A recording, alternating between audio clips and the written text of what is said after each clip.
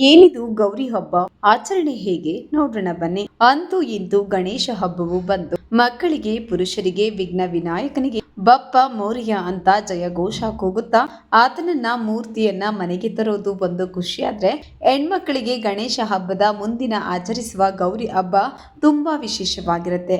ಹೌದು ವೀಕ್ಷಕರೇ, 26ನೇ ತಾರೀಕು ಅಂದ್ರೆ ಮಂಗಳವಾರ ಗೌರಿ ಹಬ್ಬ, 27ನೇ ತಾರೀಕು ಗಣೇಶ ಹಬ್ಬ. ಹಬ್ಬವನ್ನ ವಿವಾಹಿತ ಮಹಿಳೆಯರು ಆಚರಿಸ್ತಾರೆ. ದಾಂಪತ್ಯ ಜೀವನವು ಸದಾ ಸಂತೋಷದಿಂದ ಸುಖ ನೆಮ್ಮದಿಯಿಂದ ಕೂಡಿರಲಿ ಅಂತ ಮಹಿಳೆಯರು ಗೌರಿಯನ್ನ ಪೂಜಿಸ್ತಾರೆ. ಹಾಗಿದ್ರೆ ಗೌರಿ ಹಬ್ಬದ ಇತಿಹಾಸವೇನು? ಪಾರ್ವತಿಯು ಶಿವನನ್ನೇ ವಿವಾಹವಾಗಬೇಕೆಂಬ ಬಯಕೆಯಿಂದ ತಪಸ್ಸು ಮಾಡ್ತಾಳೆ. ಶಿವ ಅವಳಿಗೆ ಒಲಿದು ಕೈಲಾಸದಿಂದ ಅವಳನ್ನ ವರಿಸುತ್ತಾನೆ.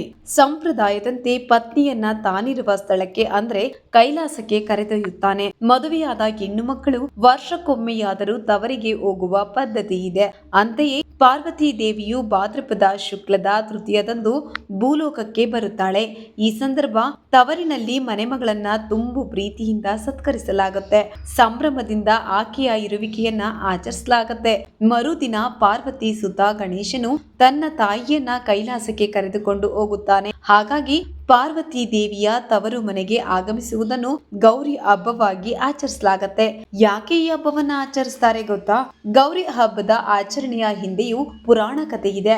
ಹಿಂದೆ ಪಾರ್ವತಿ ದೇವಿಯು ಕಠಿಣ ತಪಸ್ಸು ಮಾಡುವ ಮೂಲಕ ಮಹಾಶಿವನನ್ನ ಒಲಿಸಿಕೊಂಡು ವಿವಾಹಿತ ಮಹಿಳೆಯರು ತಮ್ಮ ಗಂಡನ ಯೋಗಕ್ಷೇಮ ಮತ್ತು ದೀರ್ಘಾಯುಷ್ಯಕ್ಕಾಗಿ ಗೌರಿಯನ್ನ ಪ್ರಾರ್ಥಿಸುತ್ತಾರೆ. ಇನ್ನು ಅವಿವಾಹಿತರಂತೂ ಒಳ್ಳೆಯ ಬಾಳ ಸಂಗಾತಿ ಸಿಗಲೆಂದು ಪ್ರಾರ್ಥನೆಯನ್ನ ಮಾಡ್ಕೋತಾರೆ. ಅತ್ಯಂತ ಶ್ರದ್ಧಾ ಭಕ್ತಿಯಿಂದ ಆಚರಣೆಗಳನ್ನ ಮಾಡುವುದರಿಂದ ತಮ್ಮ ಮನೆಗಳಿಗೆ ಸಮೃದ್ಧಿ, ಸಂತೋಷ ಮತ್ತು ಶಾಂತಿಯನ್ನ ಮನೆ ಮಾಡುತ್ತದೆ ಅನ್ನೋದು ನಮ್ಮೆಲ್ಲರ ನಂಬಿಕೆ. ಮುಖ್ಯವಾಗಿ ದಾಂಪತ್ಯ ಜೀವನವು ಚೆನ್ನಾಗಿರೋದಕ್ಕೆ ಗೌರಿ ಹಬ್ಬವನ್ನ ಮಹಿಳೆಯರು ಆಚರಿಸ್ತಾರೆ. ಗೌರಿ ಪೂಜೆ ಮಾಡುವ ವಿಧಾನ ಹೇಗೆ ಗೊತ್ತಾ? ಮೊದಲಿಗೆ ಹೆಣ್ಮಕ್ಳು ಬೆಳಿಗ್ಗೆ ಬೇಗನೆ ಎದ್ದು ಸ್ನಾನ ಮಾಡಿ ಮನೆ ಸ್ವಚ್ಛವನ್ನಗೊಳಿಸಬೇಕು. ಹೂವುಗಳು, ರಂಗೋಲಿ ಮತ್ತು ದೀಪಗಳಿಂದ ಅಲಂಕಾರವನ್ನ ಮಾಡಬೇಕು. ಅರಿಶಿನ, ಕುಂಕುಮ, ಹೂವುಗಳು, ಹಣ್ಣುಗಳು ಮತ್ತು ಸಿಹಿ ತಿಂಡಿಗಳು ಸೇರಿದಂತೆ ಪೂಜೆಗೆ ಅಗತ್ಯವಿರುವ ಎಲ್ಲ ವಸ್ತುಗಳನ್ನ ಸಿದ್ಧತೆ ಮಾಡ್ಕೋಬೇಕು. ಗೌರಿ ಹಬ್ಬದ ದಿನದಂದು ಗೌರಿ ದೇವಿಯ ವಿಗ್ರಹ ಹೂವಿನಿಂದ ಅಲಂಕರಿಸಲಾಗತ್ತೆ. ತಾಯಿ ಗೌರಿಗೆ ಹೊಸ ಸೀರೆ, ಆಭರಣವನ್ನ ಹಾಕಿ ಆ ಹೂವುಗಳಿಂದ ಅಲಂಕರಿಸ್ತಾರೆ. ನಂತರ ಕಲಶವನ್ನ ಸಿದ್ಧ ಮಾಡಬೇಕು. ಬಳಿಕ ತಾಯಿ ಗೌರಿಗೆ ಭಕ್ತಿಯಿಂದ ಪೂಜೆಯನ್ನ ಸಲ್ಲಿಸಬೇಕು. ಪೂಜೆಯ ಕೊನೆಯಲ್ಲಿ ಸುಮಂಗಲಿಯರಿಗೆ ಬಾಗಿನ ನೀಡುವುದು ಕೂಡ ಗೌರಿ ಹಬ್ಬದ ವಿಶೇಷವಾಗಿರುತ್ತೆ.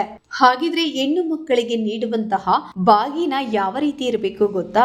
ದ್ವಿದಳ ಧಾನ್ಯಗಳನ್ನ ಅಥವಾ ಗೋಧಿ ರವೆಯನ್ನ ತೆಗೆದುಕೊಂಡು ಹೊಸ ಬಿದಿರಿನ ಮೊರವನ್ನ ತೆಗೆದುಕೊಂಡು ಅದನ್ನ ಸ್ವಚ್ಛ ಮಾಡಿ ಅದರ ಕೆಳಗೆ ಯಾವುದೇ ಪ್ಲಾಸ್ಟಿಕ್ ಪೇಪರ್ ಗಳನ್ನ ಹಾಕದೆ ಬಾಳೆ ಎಲೆ ಅಥವಾ ಮುದಕದ ಎಲೆಯನ್ನ ಹಾಕಿ ಅದರ ಮೇಲೆ ಧಾನ್ಯಗಳನ್ನ ಹಾಕಿ ಸುಮಂಗಲಿಯ ಅಭಿವೃದ್ಧಿಗಾಗಿ ಅರಿಶಿಣದ ಕೊನೆ, ಕುಂಕುಮ, ಅರಿಶಿಣ, ಬಾಚಣಿಗೆಯನ್ನ ಹಾಕಿ ಬಾಗಿನ ಮಾಡಬೇಕು. ಇದರ ಜೊತೆಗೆ ವಿಶೇಷವಾಗಿ 2 ಬಾಗಿನ ಮಾಡಬೇಕು. ಯಾಕಂದ್ರೆ ಗೌರಿ ವ್ರತವನ್ನ ಮನೆ, ದೇವಸ್ಥಾನ, ನದಿ ತೀರದಲ್ಲಿ ಮಾಡಬೇಕು.